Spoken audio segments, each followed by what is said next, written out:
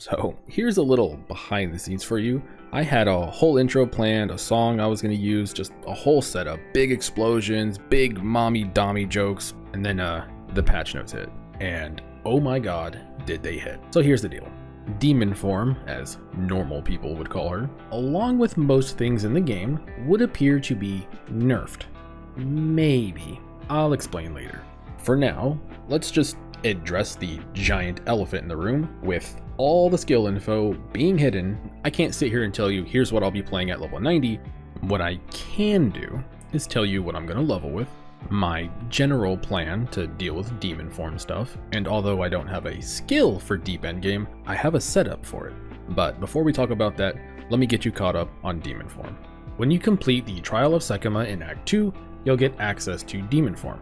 The first thing that happens when you turn into demon form is that it will disable your weapon and offhand. This means you do not need a weapon or an offhand at all while playing demon form.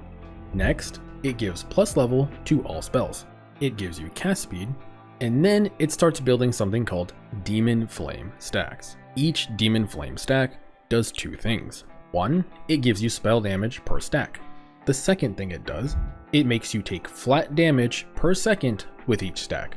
Basically, as you gain more stacks, you will do more damage, but you're also going to take more damage per second. To summarize all that, as you gain more stacks, you'll do more damage. All the way up until the point to where you can no longer sustain demon form, you detransform, and you're standing there butt-ass naked, doing no damage, and your life is eternal pain. So, our goal is pretty simple. Try to keep our demon flare stacks as high as we can, for as long as we can. That's it. That's demon form in a nutshell. And here's the problem. They have not told us how much life we'll be taking per second in demon form. In fact, they haven't really told us jack shit for numbers. Just like everyone else, I have to assume the worst and start from there. So here's what I did. I leveled a character to level 30, and then I capped myself to 10 demon flare stacks to simulate the patch notes. And honestly, it felt completely fine. I went through Act 3, I killed some bosses, I went back to Act 2, down-leveled my spells, still felt completely fine. The only thing that might change is our boss killing skill.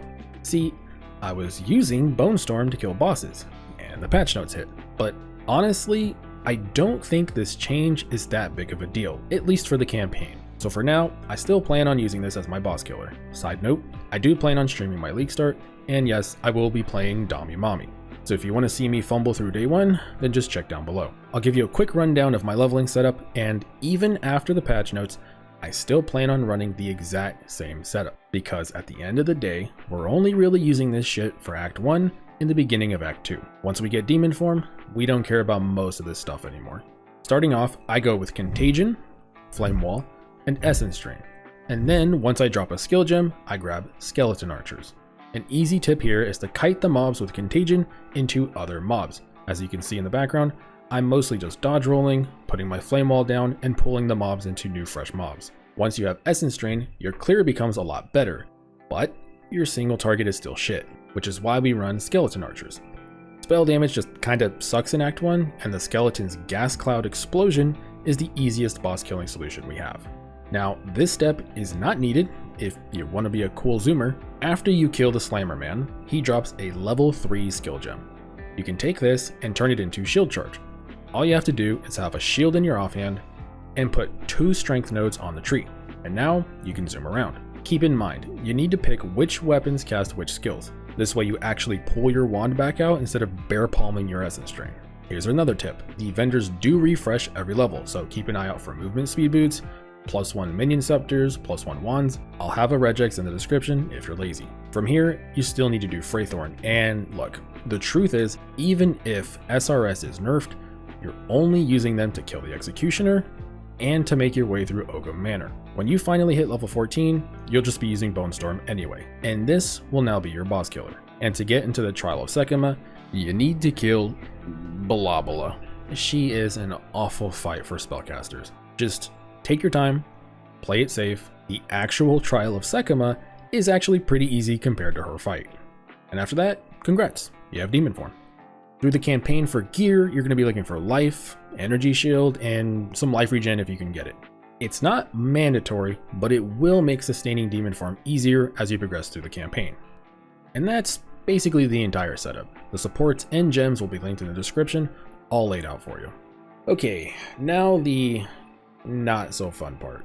They abso-fucking-lutely obliterated the former demon form builds, and for good measure, they took Hex Blast from my cold, dead hands and threw it in the goddamn trash. Oh my god, Hex Blast, you deserve so much more than what they've done to you.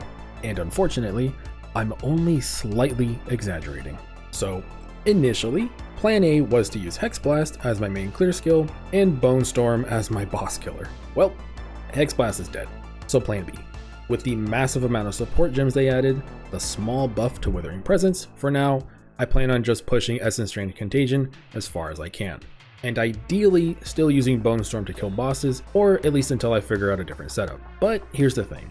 This is why I think Demon Form is still one of the best League starters in the game. See, the demon stacks you're building are just general spell damage increases, which means if you don't like a spell, you can literally just go use any other spell and it's probably going to be fine. Not to mention, they didn't nerf the tank node on Infernalist, and more importantly, they didn't nerf Pyromantic Pact. So here's the deal. At the end of my last Demon Form video, I talked about the other versions of Demon Form builds, and at that time I mentioned I wasn't a big fan of the Pyromantic Pact setup. Well, would you look at the time, things have changed. The Ghost Wraith and Ming's Heart setup is just fucking dead, which means the Mask of the Stitch Demon version is also dead. So if all the competition is gone, then guess what? By default, congratulations Pyromantic Pact, you win as the endgame build. Alright, let me explain. Pyromantic Pact makes it so you no longer have mana. When you cast a spell, you build Infernal Flame instead. When the bar reaches max, you explode yourself and take fire damage. Now here's the trick. This damage you exploded yourself with is just considered damage. If you take some recoup nodes, then you'll regen a portion of the damage you took as health. To simplify this, just look at the character in game. You can see that my energy shield is detonating, but I'm maintaining my demon form with no regen scaling, just the recouped health from the explosion. Now we are taking a good amount of damage detonating ourselves, so to keep our energy shield topped off, you have to use Eternal Youth and Zealot's Oath. Together, these make your health flask regen your ES instead of your HP. So to recap all of that, you're basically just hitting yourself really goddamn hard, and then recovering a portion of that damage as your own HP. And it can keep stacking on itself as long as you're not dead and, well, you're still casting. Just keep in mind the better health flask you have and the more flask nodes you take, the more you'll be able to kind of mitigate your own hitting yourself, if that makes sense. But that's more or less the basic version of the build. But here's the problem. First of all, this is really not a day one type of build. The first problem is you need to figure out which skill you want to use. The next thing you need to do is figure out how much max fire res jewels you want to balance your self-hitting damage. And after that, you need to figure out how much flask scaling you want to go for. Now, I'm just going to be honest with you, there are way too many changes in the game for me to sit here and act like I know what you should play, what max fire res you should do. I have no idea. The good news is that this is mostly a day 2 or a day 3 setup anyway. So like I said, I'll be streaming my progress and doing day 1, day 2 updates. With that being said, I do have an idea of what my skill tree's probably going to look like, and yes, I am aware Grim Feast is nerfed, but I still think Energy Shield scaling is probably the safe bet. I did see some skills in the patch notes that did stand out, so for example, one of them being Arc. Last patch, it wasn't the worst, it just didn't have enough chains and damage, but if they've buffed the damage and the amount of chains we have, there could be something here, at least for clear. For single target, at least in the campaign, I'm looking at Eye of Winter, it could be an option. Last patch, I'm pretty sure it was already pretty solid, and it's one of the few skills that actually got a buff this patch, so keep an eye on that. And if I'm gonna be honest, even with Hex Blast being a 2-button build all of a sudden, especially if they added a support gem that affects curses or chaos spells. For now, we'll have to wait and see, because as of right now, it's fucking dead. Just like my energy levels. That's it for me. Have a good one. Have a good league start. I'll catch you later.